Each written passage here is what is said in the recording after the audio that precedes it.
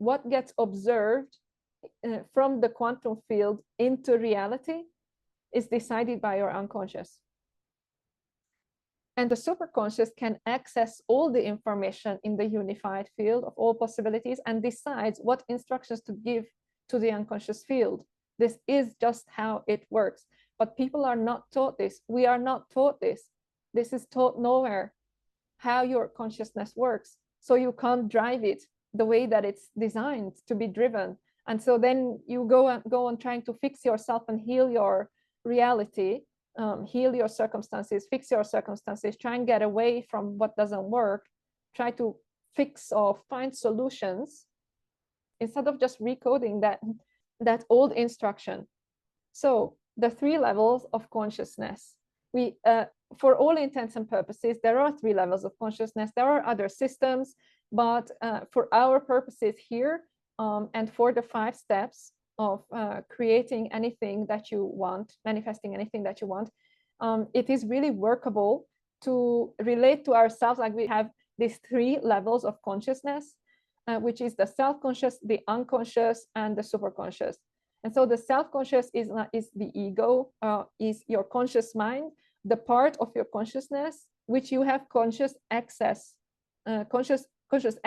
to and conscious awareness of. So the one that you know that you are, that you know that you are thinking that. It defines itself through thought and identity, a body and name, and has a lifetime. And its goal is to live the best life possible. It wants to live and it wants to thrive. And the unconscious, which is also called the subconscious, but unconscious is a slightly nicer word, defines itself through feelings, and it creates programs and then runs the body through automation. Its goal is to keep the system going, to have you survive, to have the body survive in all ways necessary and possible. And it desires to continue what has been working, no matter how painful to the self-conscious, no matter how painful to the conscious mind. When the unconscious learns a program, it just wants to repeat that same program. That's what creates oscillation and vicious cycles, where we keep repeating the same thing and keep running into the same mistakes, or keep attracting the same kind of people, the same kind of opportunities. And the superconscious defines itself as a code of information, and it has unlimited knowledge. It cannot think or feel, and its only goal is to be involved in creation. Your superconscious is the most creative part of you. And the superconscious is kind of like your higher self, you could say. It is always plugged into the infinite field of possibilities, the quantum field, always plugged into the quantum field. So here I would like to talk about the roles of your superconscious. It gives your unconscious instructions, and it gives you insights, and that's also where intuition comes from. The first role is to give your unconscious instructions on what to do. The superconscious is the part of you that was there before you were a body, before you were this personality that you relate to as you. And it decided what information was important based on a memory structure that was downloaded from your family, species, and the world. Downloaded from that field of information, which is your family, and downloaded to where? Into your DNA. Your DNA is yours, and it gets coded by that information. It gets downloaded from your family, from your species, and from the world. And these instructions are easily visible in the behaviors or results in your life.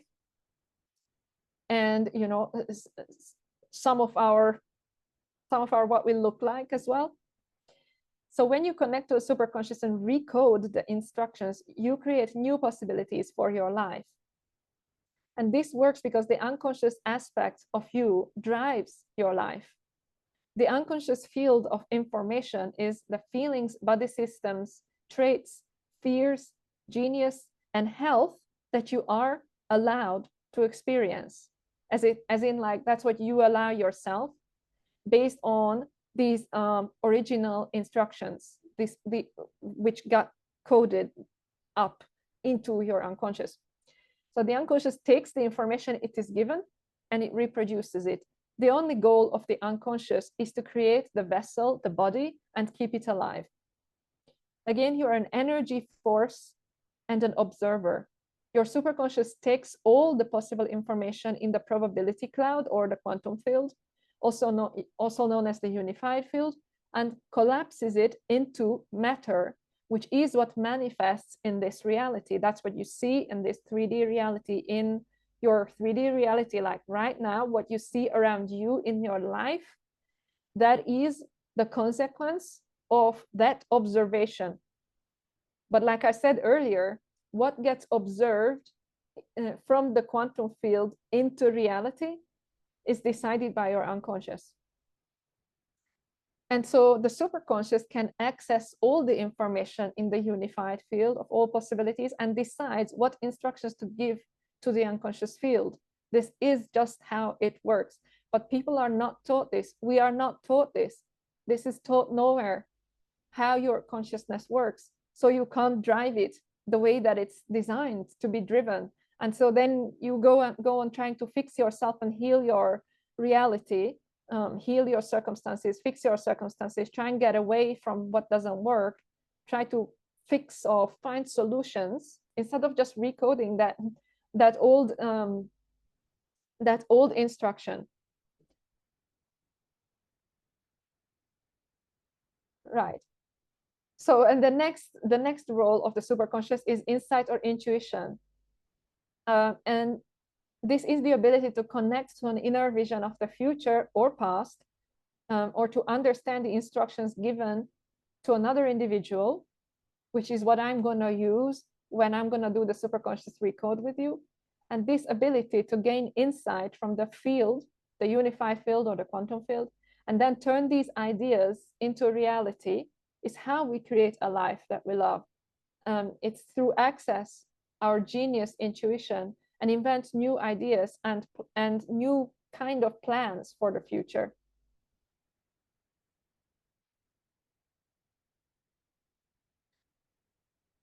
Yes, we kind of went through that, so I'm gonna speed this up and well, okay, no. This is kind of important, right? So you're born, like before you are born, you are a creative energy.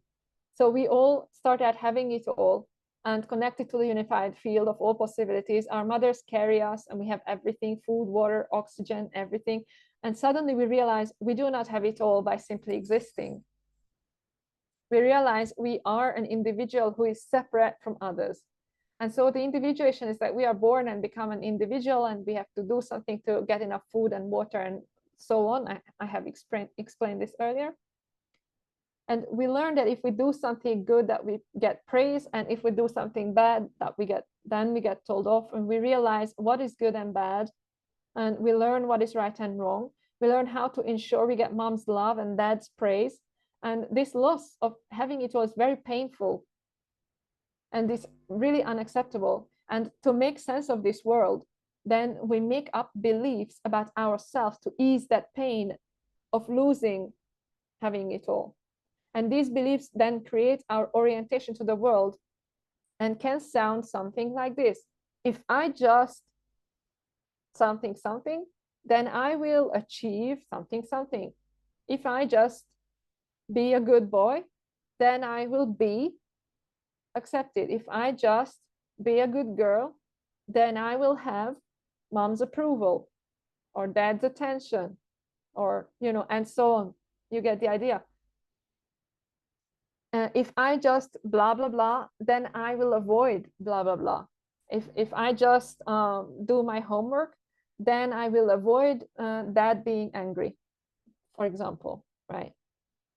So when you collapse from all possibilities into this human form, you had to forget that you were infinite possibilities and decided you were only separate. So you decided to create a limited perspective of what was possible so you could experience the world.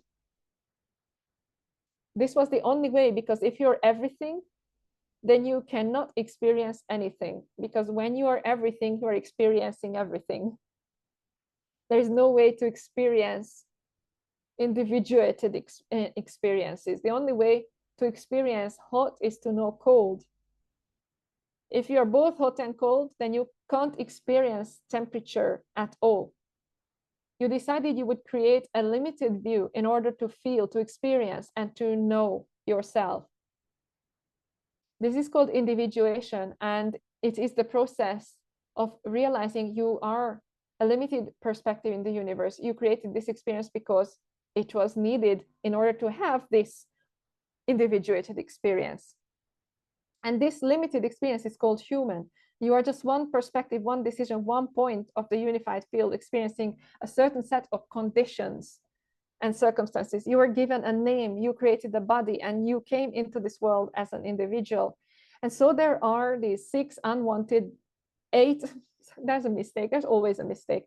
There are eight unwanted beliefs, which most of us end up living our life through. And these are the unwanted beliefs which actually create those unconscious blocks, which I talked about earlier.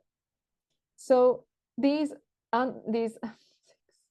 eight unwanted beliefs that are the foundation of the individuation phase are: I am unworthy and I need to be deserving by helping others.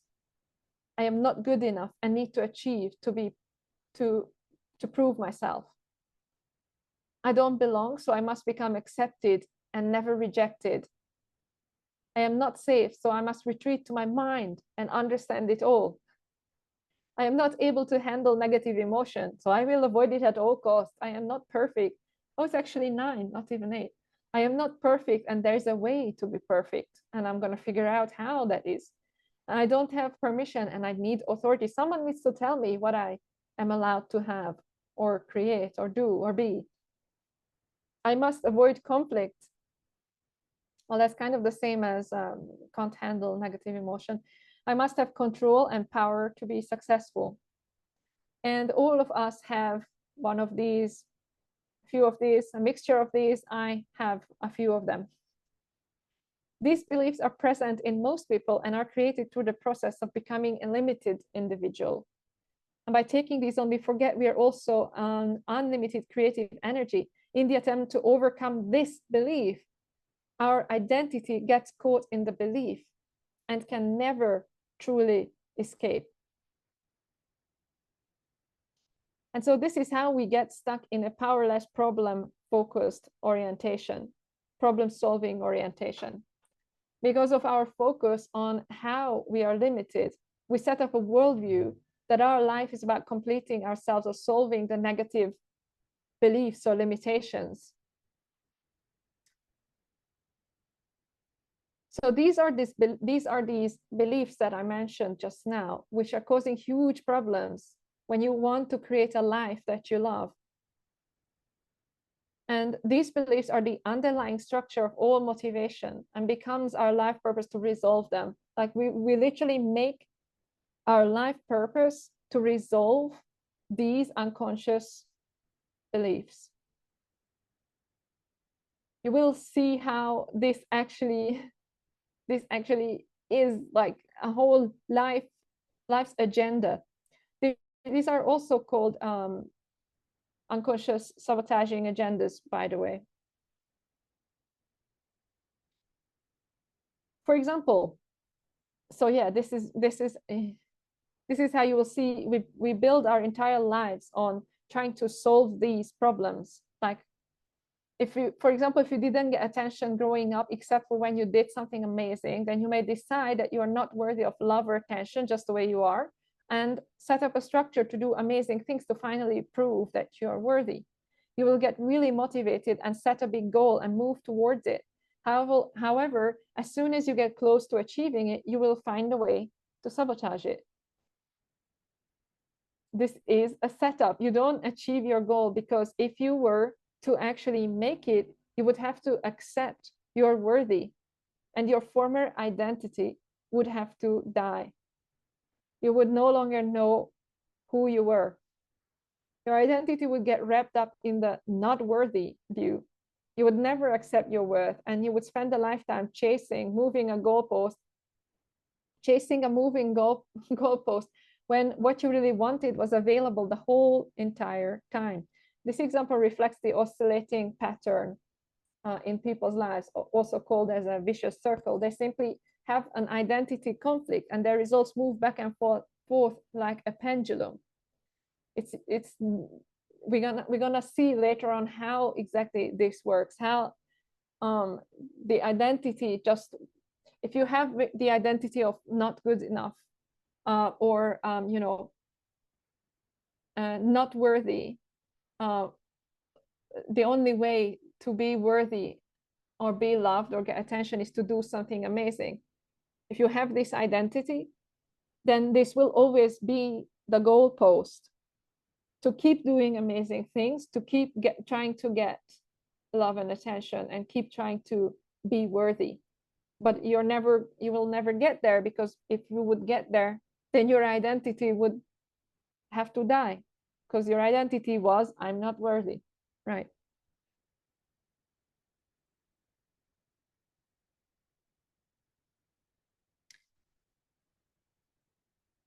Hmm.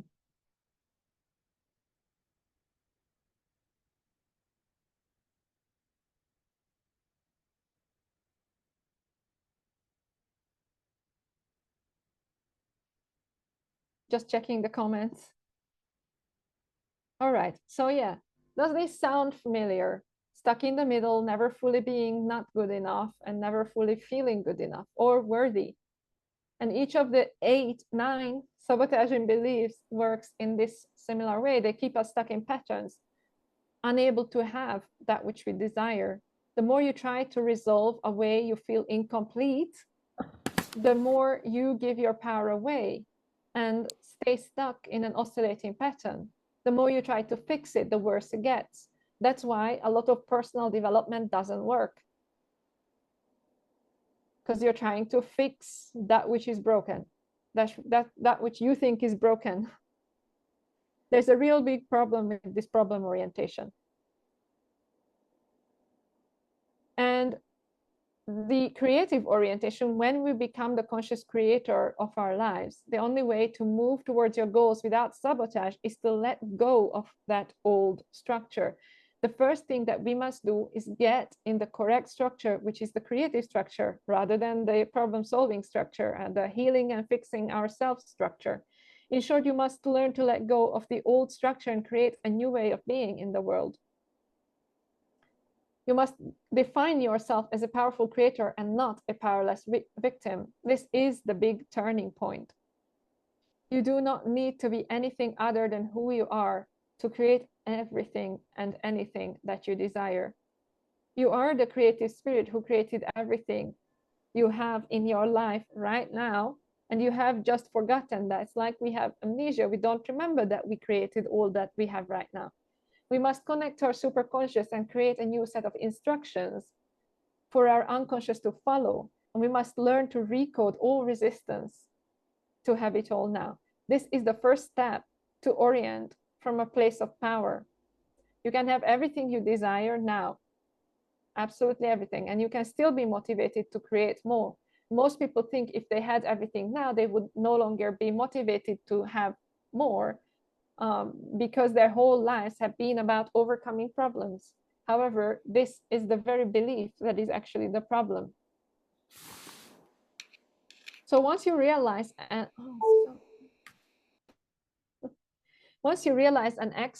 accept that you can have everything you want now, abundance, love, joy, family, health, and fun, everything that you want, everything that you want right now, and you fully understand that you create it all, then you will realize that there's nothing that you can do to be more worthy.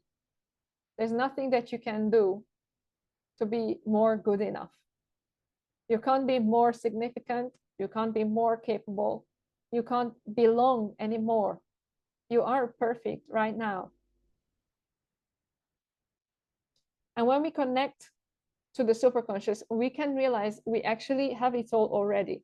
And there's no need to solve or fix or change anything. That is when we enter the present moment.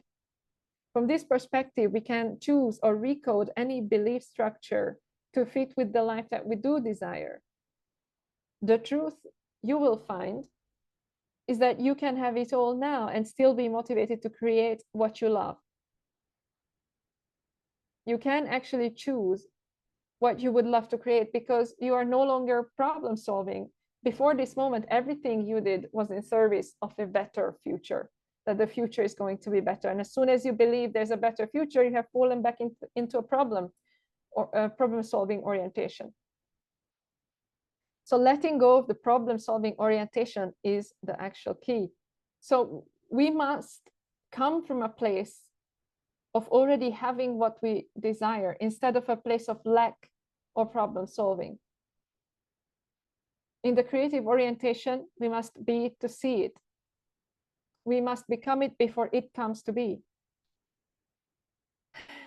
And this is a hard sentence to say.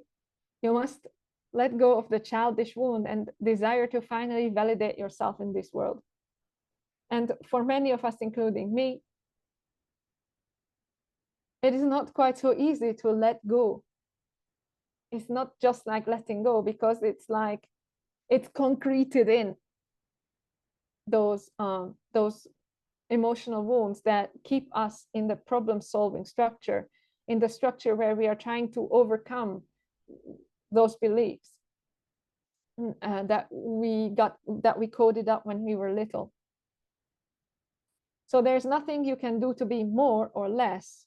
You, me, and every other human has absolutely the same value.